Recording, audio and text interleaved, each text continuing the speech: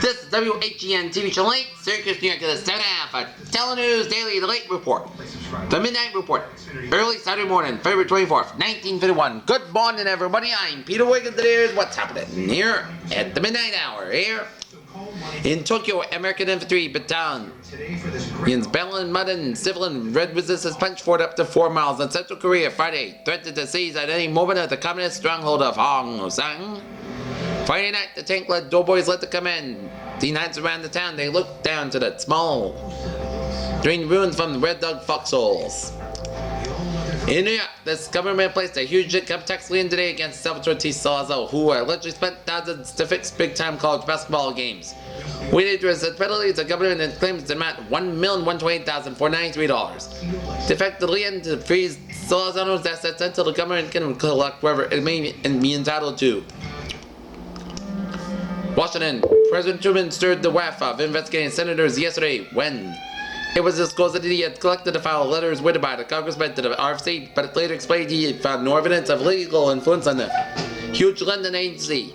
Mr. Truman said he saw no reason to make the correspondence sent to the public. He said it did not show any legally, even on the part of the executive branch of legislatures.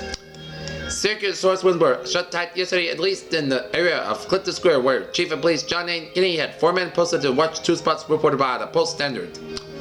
The men, 2 in uniform and 2 in plainclothes, reported horse rims and 100 block of West Water Street and 100 block of East Jersey Street were closed. As this was a photo, it's on the watch as Patrolman William Holden and Detective James Salger left, took their post up to the door. The horse room reported it. The 100 block of East Jersey Street reported by the Post Standard as the 2 soon had orders to take the names of patrons who appeared their address in their businesses. Here.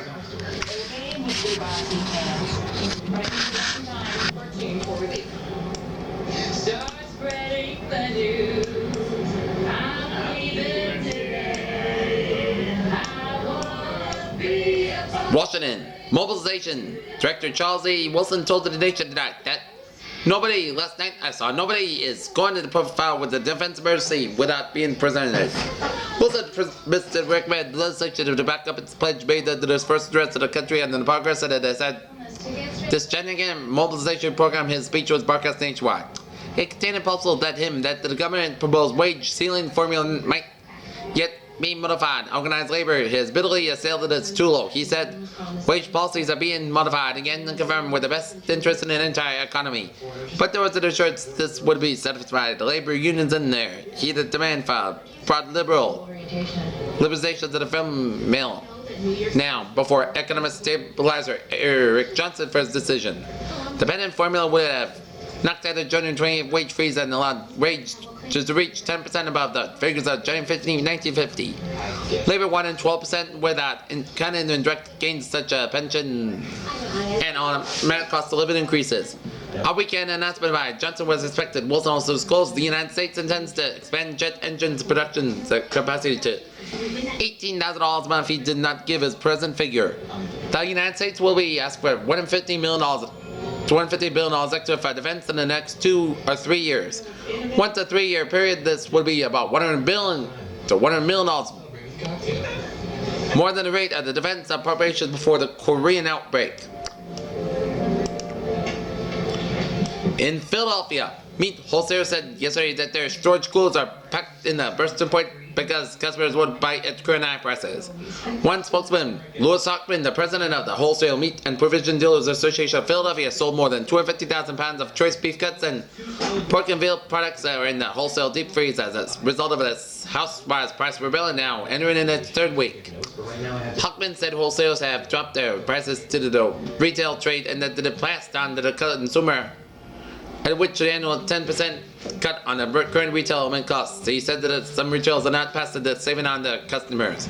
A spokesman for a chain store organization said that meat sales have decreased in the past 3 weeks and that this may to be due to the pirates' resistance. New York, Fazla subway riders jammed starting like in the rush hour. Trains were trapped underground, some only briefly by a power failed last night at Flushing Line. There was no panic. 300 passengers in one stalled train waited an hour and then walked to the quarter of the miles to get through the line of trains to get out. A few minutes after they had labored in freedom, the current was restored. The power failure lasted about an hour and 15 minutes to 5:37 p.m. at the peak of the rush hour to 6:45 p.m. A trickle of power enabled most of the trains to glide slowly together, front to rear. This provided an escape corridor for passengers walk through 30 or more cars to get off at a station. Lake success. The UN Good Offices Committee is using every available diplomatic channel to see whether Communist China will change its inland and negotiate a peace in Korea. This was disclosed yesterday by a spokesman and the committee chairman Nasrallah Entazan, who is awaiting Philippines' reply to the first tentative feeler. Swedish channels in Stockholm and Piping were used for the first efforts by the committee, which was established by the General Assembly February 1st. It was reported Sweden is one of the few non-communist countries which recognize Great China and Sweden's delegate Sven Greston as a member of the core committee about, and along with Luis Padilla, New Mexico. Red China denounced the committee at the time it was crested and indicated that it would be not deal with it. The main purpose of the Good Offices Committee's first approach to the piping is, however, the Red Chinese really meant it. NC spokesman made his disclosure after the matter quarters that said the Good Offices Committee said that a feeler earlier this week in the Swedish channels. Orchard Park. A water main break yesterday left Orchard Park's 2,000 residents without water and gave 1,700 Central School pupils a half holiday. Mansfield, Ohio. Joseph B. Simon, who repaid his debt to society while a fugitive from prison, has gone back to the grocery business. The 28-year-old Middleport, Ohio resident walked out to the Mansfield Reformatory with a commendation from Governor Frank Lush. Simon escaped from the reformatory in 1942. He was recaptured last June 4th and reformed there to complete a 5 to 15-year term for burglary and larceny. Simon was sentenced to prison in 1941 for burglary and larceny in Columbus. 10 months later, he escaped, but after about 60 days of freedom, he turned himself in. This was in Phoenix, Arizona. Phoenix police told Ohio authorities about their voluntary prisoner but whether because of the war, state regulations, or red tape. Ohio said Simon would have to pay his own way back to a prison term. The Middleport man said he had no money for the trip, and that was that. He joined the army instead of serving 3 years during the war. Simon picked up the 3 battle stars in a citation. He was honorably discharged as a sergeant in 1945. Simon again contacted police about his past record. He said that the law left his ease off, so he went to Middleport and married a local girl. He opened a restaurant and later a grocery. He settled down with his family and 3 daughters. Residents noted that Simon was a good church member and that it gave its credit to his store to poor people in need of food, even when he knew that they could never repay him. Particularly Middleporters noted that Simon during 5 years had not been in the break a single state or city law. Then, like the Thomas Hardy level, the roof fell in. Simon resident last June 4th and returned to the reformatory. The sentence still had to be served. But Middleport's people jumped into the chance to be aid. The man went in. Been a good neighbor for 5 years. They got up with the petition. In 2016, Meigs County citizens signed it. And the delegation of 5 presented to Governor Frank Lush. The Reverend William G. O'Reilly, Columbus, a good friend of Simon, joined the delegation. It has seemed to me that the governor commended that Simon's record during the World War II and that in fact that he established himself to society should be given serious consideration. The Biden and Revolt Commission agreed yesterday the Middleport man was free, and the Senate committee then as Ohio closed its books on what the governor called the most extravagant case. Joe Simon got into the grocery business for good. $1,000 cash back, only at your New England Ford dealers. Washington. The United States intends to develop the capacity to build 250,000 jet engines a year. Defense Advisor Charles E. Wilson said last night. Jet engines are used to propel high-speed airplanes. A capacity of 210,000 a year will be only 40,000, less than the number of military aircraft engines of all types. Motor which are convenient piston engines actually produced during the peak year World War II. Wilson revealed that the capacity plan for jet engines, the broadcast report of the mobilization program last night. We established a production capacity of 35,000 takes a year and intend to be able to produce 18,000 jet engines, about he said.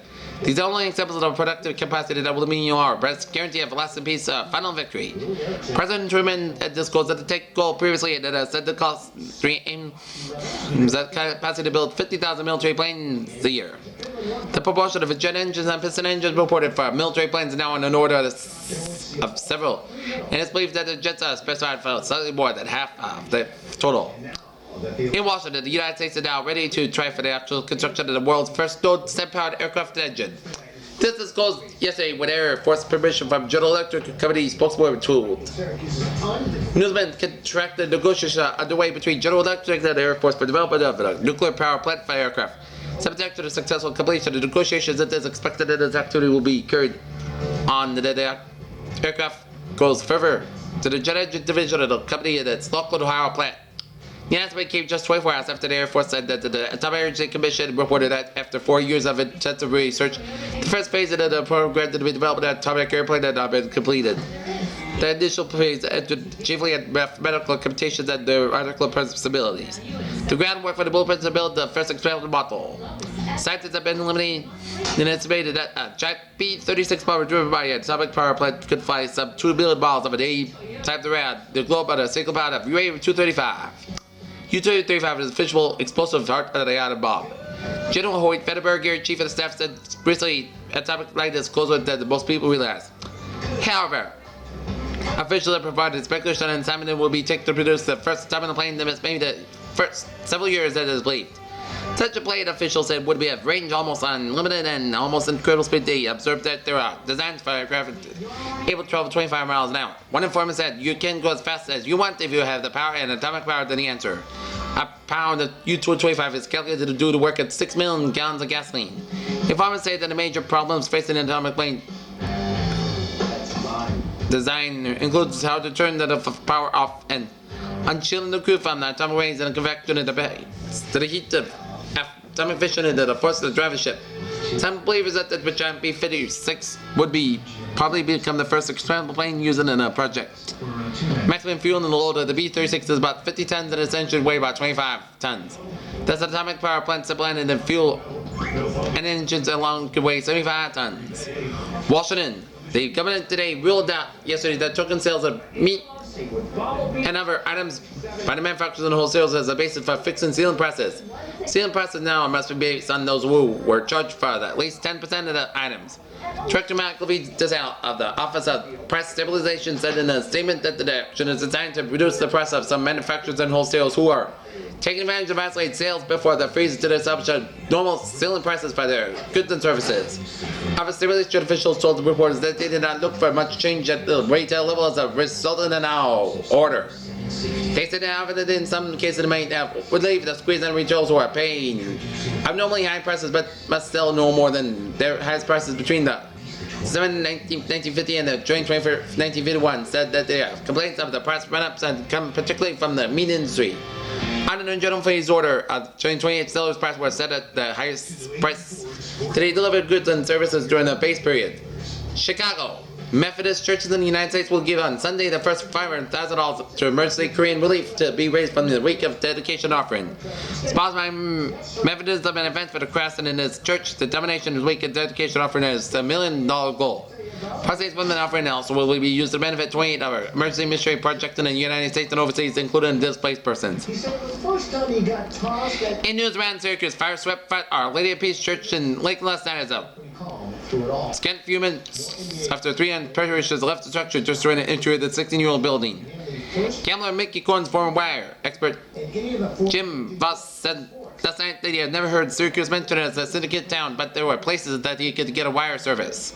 Walter H. Winsdale, 36, the subcar was fined in his car for more than an hour last night after he got pinned after a 700 fractured his left arm in an accident on Route 20, 4 miles west of Casanova. District Attorney Jesse E. Cantor yesterday described a rumor that he had been questioned a Syracuse University athlete as not only untruthful but a downright lie. Lemoyne College troopsters fought to a record-breaking 110-89 victory over the St. Peter's College of New Jersey at the Coliseum last night. Syracuse University boxing forces also the triumph. Navy University of Virginia by 4.5 to 3.5 in the Orange Gym.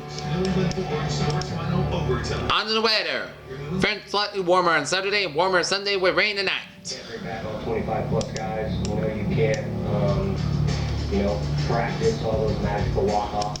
You can't practice going through, 3 or 4 closers,